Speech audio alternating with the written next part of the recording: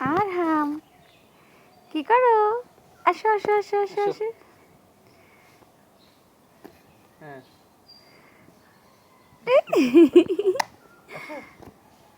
হ্যাঁ এই তো আরেকটু আরেকটু।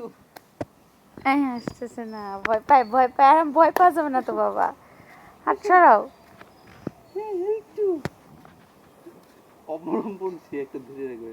হাত ছেড়ে দিয়ে আসো, ছেড়ে দিয়ে আসো, হাত ছেড়ে দাও। হ্যাঁ হ্যাঁ আসছো, এই তো আসতে পারছো। আসো আসো আসো।